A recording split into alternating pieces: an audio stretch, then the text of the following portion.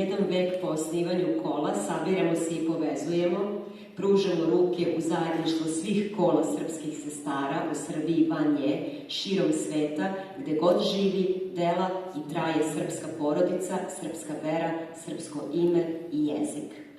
U vremenu seoba i deoba, nevoljnom i nesigurnom, okupljena oko duhovnog stožera Srpske pravoslavne crkve, čuvamo svoj nacionalni i kulturni identitet, ujedinjujemo se u iskonskoj težnji milosrđa i dobročinstva.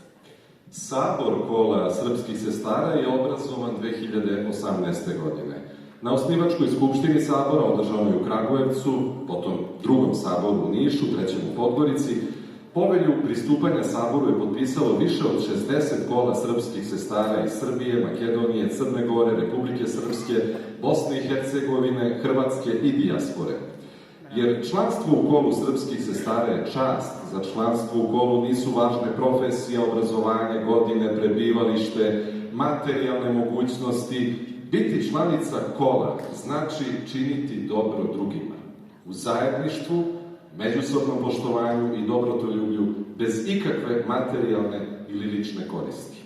Stoga se radujemo budućim sabranjima našeg članstva, da se ne postidimo pred časnim i plemenitim prethodnicama, dobročiniteljima, našim precima i potomcima, da se ne umorimo čineći dobro, da sačuvamo od zaborava naše nematerijalno kulturno nasleđe i darujemo svome otečastvu program Plava ptica, tradicionalni vez i narodne rukotvorine prenesemo najmlađima.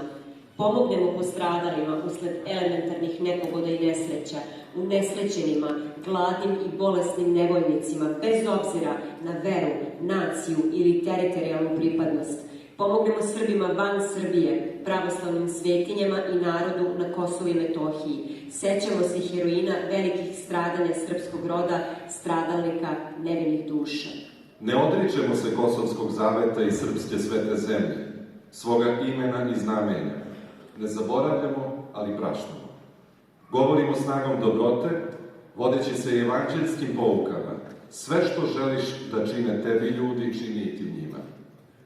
Misija dobročinstva kola je bezgranična, duboko hrišćanska, oličena u delanju plemenitih žena i devojaka, koje za ovih 120 godina od osnivanja i 33 godine od obnavljanja učinilo da kolo vaskrsne kao institucija i kod srpskog naroda, ne samo u Srbiji, već i svuda gde živi srpski narod.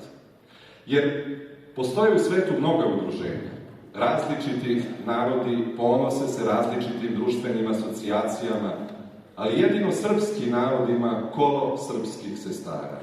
I to je snaga koja ga čini jedinstvenim i posebnim.